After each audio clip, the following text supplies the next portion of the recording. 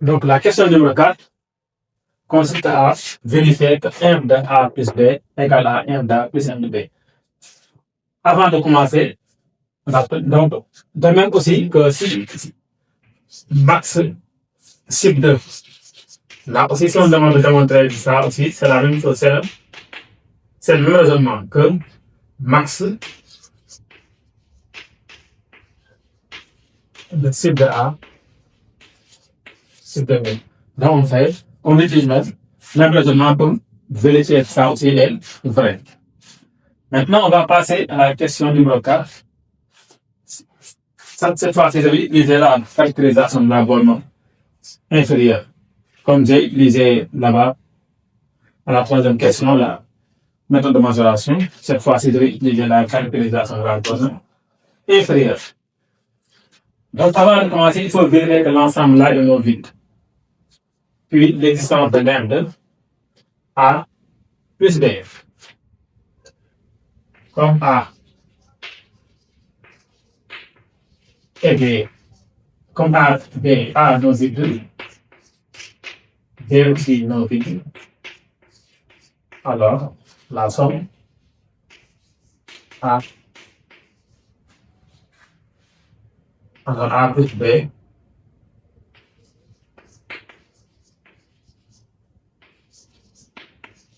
est non vide.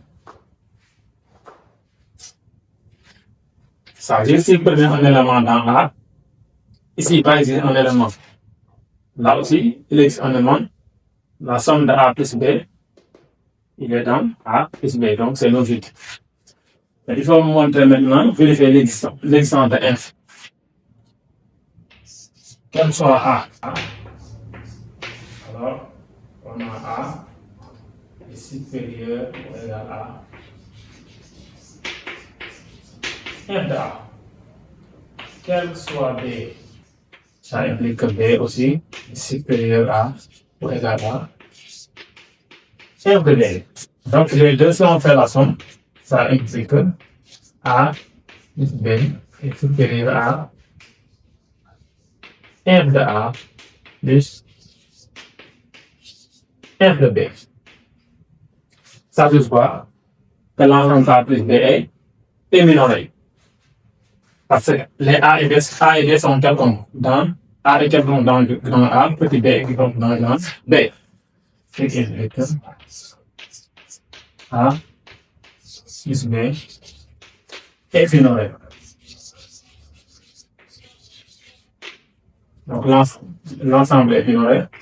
Ça implique que l'inf de A plus B existe. Donc, on a montré l'existence. Maintenant, il reste à vérifier la relation. Pour cela, là, on peut dire de plus que M de A plus MB est un minimum de A plus B de plus.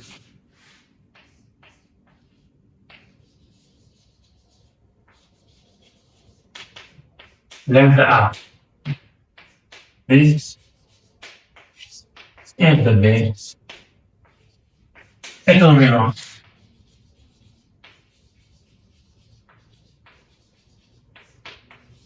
de A plus B. Ça veut dire quoi?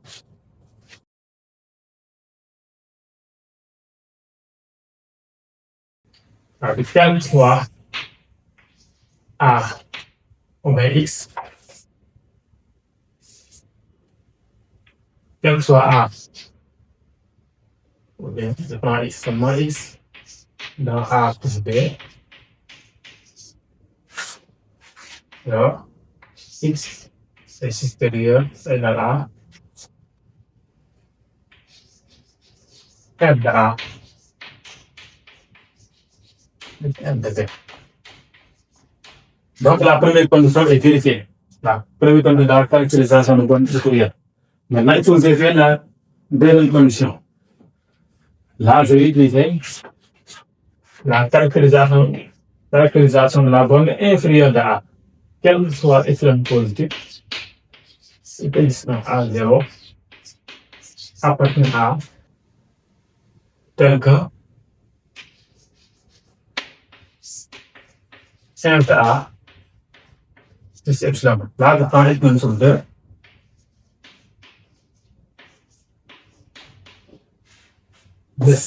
Le 2 là, ça permet seulement de simplifier. Si on fait la somme, on obtient epsilon. Mais on peut laisser aussi epsilon 100 divisé par 2. La caractérisation de la borne inférieure de B, qu'elle soit pleine positive, division B0 appartient à 2 tel que f de B plus epsilon sur 2, là c'est A0, c'est à B0. Si on fait la somme des deux, ça soit quel que soit epsilon positif, x1 A0 appartient à A, x1 B0 appartient à B, tel que f de A plus f de B. Epsilon sur 2, epsilon sur 2, ça donne epsilon. Voilà, ça permet seulement de simplifier. A0 plus B0. Maintenant, ça veut dire quoi? Quel que soit epsilon positif, C0, x C0 égale à A0 plus B0 appartient à A plus B, c'est que f de A plus f de B plus epsilon supérieur à ça c'est C0. Donc, qu'est-ce qu'on a? La première condition est vérifiée. Quel que soit un élément de la somme, on a cet élément-là est plus grand que la somme des n. Et on a trouvé aussi un élément qui est dans grand A plus grand B. Et si on ajoute epsilon, c'est quel élément? Donc, par définition,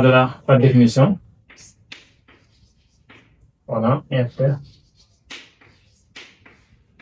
A plus B égale à f de A plus f de B. Alors, la relation aussi KF. Donc, même principe pour démontrer aussi que le cible de A plus B égale à cible de A plus cible de B. Maintenant, on va passer à la question numéro 5.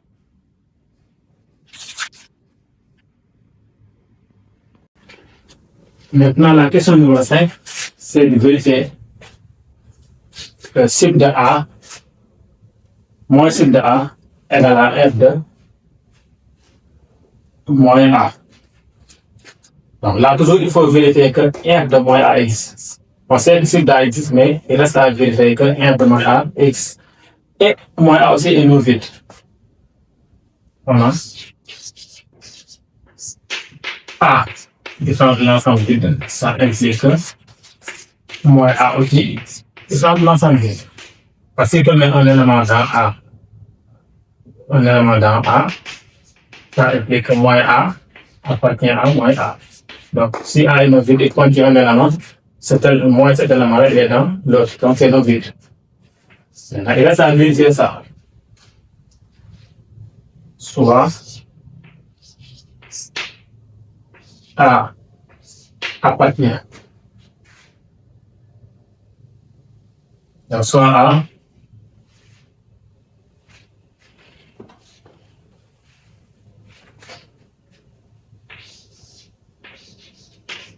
soit A appartenant à grand A. Ça veut dire quoi? Que A est inférieur à cible de grand A. Si on ne bat par moins, on obtient moins A supérieur à moins cible de A. Ça veut dire quoi? Moins cible de A est dans grand A. Donc, moins cible de A est minoritaire.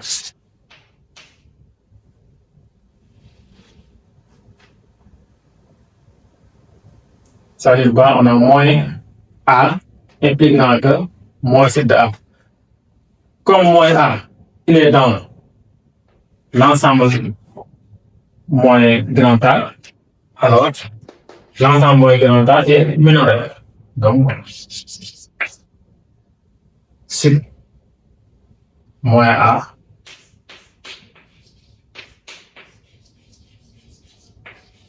est minoré. Donc, ce qui indique que, alors, l'inf de moins A est 10. Moins A existe. Donc, on a montré existe. Donc, on a montré l'existence. Maintenant, il reste à vérifier la relation. Soit on utilise la méthode de majoration, ou bien on utilise la caractérisation de la borne inférieure. Donc là, dans 5e question, on va utiliser la majoration. Donc le fait que moins ici, là de plus on a moins ici est un mélange de moins là. De plus, moins C de A est un mélange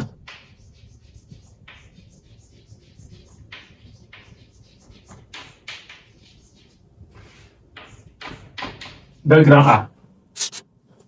Comme l'inf est le plus grand des mélanges, comme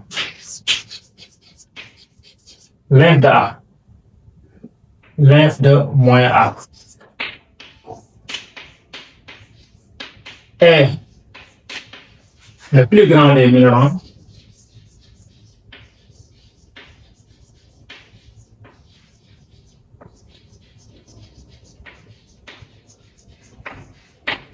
de moins A, alors, voilà, moins C de A est plus petit que f de moins A. Donc, ça, c'est la première relation, relation numéro 1. Donc, il reste à démontrer l'autre relation. Donc, pour cela, donc, on va choisir un point, soit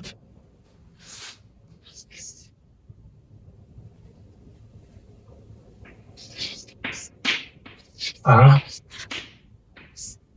dans A. Ça veut dire quoi? Ça implique que moins A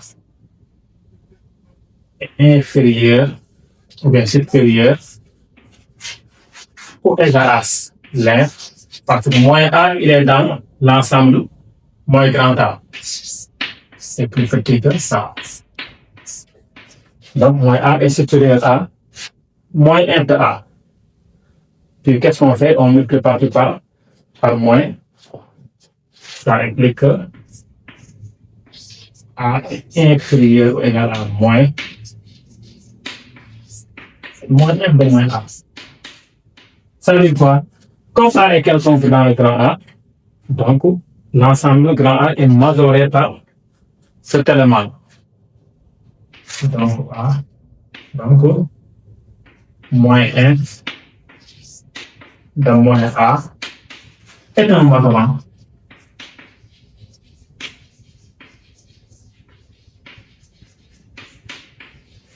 De A. Comme le sud de A est le plus petit des majorants, alors, comme sud de A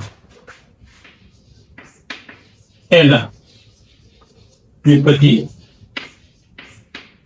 des majorants,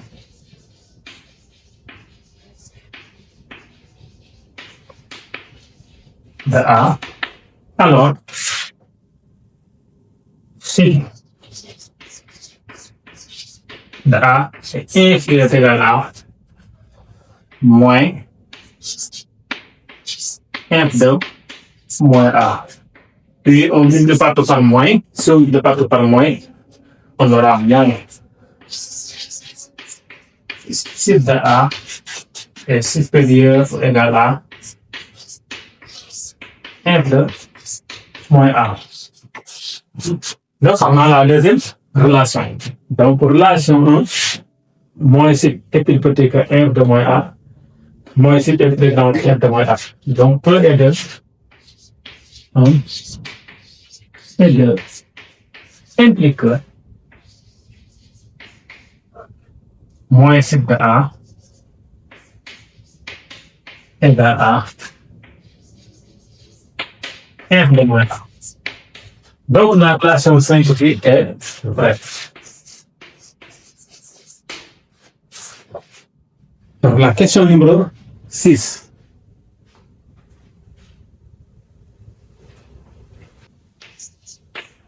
Demande f de A fois B égale à f de A fois f de D.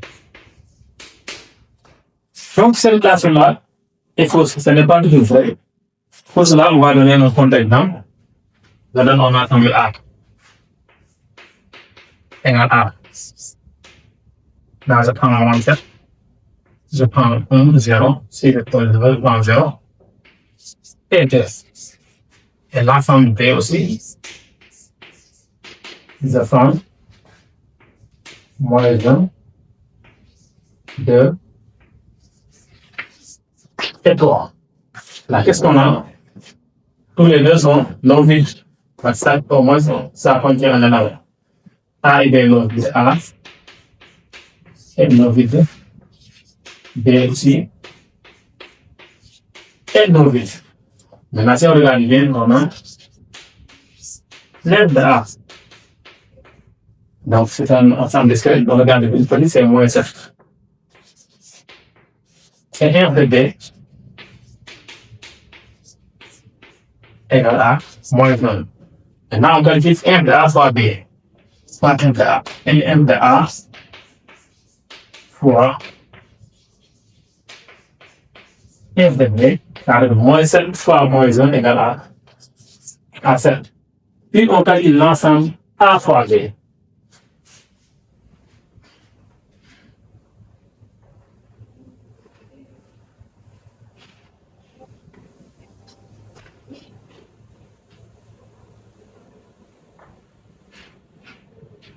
Donc, A fois B égale. Donc, on va aller au lion. Donc, on va faire un calcul ici. Donc, on prend 7 éléments de A, on les multiplie par un élément de B. Donc, moins 7 fois moins 1, ça fait 7. Moins 7 fois 2, ça fait moins 14. Moins 7 fois 3, ça fait moins 21. On prend 0 fois 5 éléments, ça donne 0. Donc, on a 0 fois 7 sur la base 0. 0 fois 14, non, 0 fois 1 moins 1 égale à 0. 0 fois 2 aussi c'est 0. 0 fois 3 c'est 0. Donc, on prend un seul 0. On prend 2 fois moins 1, ça fait moins 2. 2 fois 2, ça fait 4. 2 fois 3, ça fait 6. Maintenant, on va donner, donc on prend le petit, c'est moins 21. Donc, c'est ça la définition. C'est pourquoi on prend 5 éléments, on les multiplie par un élément de B. Donc, moins 21. Il y a moins 14. Puis, moins 7. Là, il y a moins 2. On prend 0. 4. Et 6. Maintenant, si l'ensemble A, croisé et non vide, ça contient des éléments. Mais l'un A croisé égale à moins 21. Qui est différent de 7? Qui est différent de 8?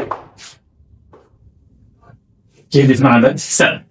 Donc, on n'a pas l'égalité. Donc, cette relation-là est fausse.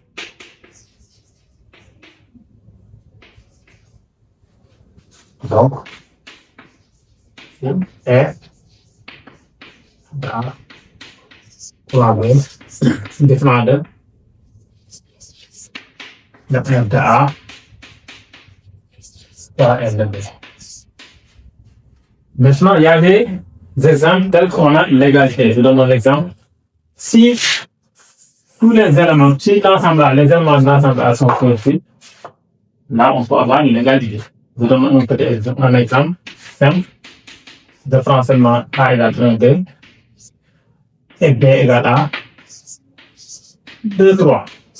Donc, tous les deux sont non vides. A dépend de l'ensemble vide. B aussi dépend de l'ensemble vide. Donc, on écrit F de A. Non, F de A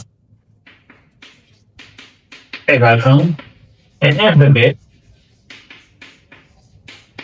égale à 2. Donc, le produit F de A fois F de B là égale à 2 fois 1 égale à 2. Maintenant, on calcule l'ensemble A fois B. L'ensemble A fois B, 1 fois 2, ça fait 2. 1 fois 3 égale à 3. 2 fois 2, ça fait 4. 2 fois 3, ça fait 6. Donc, on a 2, 3, 4 et 6. Voilà. A, B, non vide. Et on a F de A fois B. Si on regarde bien, égale à 2. Et on a l'égalité. Donc, F de A fois F de B égale à 2. F de A fois 3B égale à 2. Donc, on a l'égalité. Mais cette relation n'est pas toujours vraie.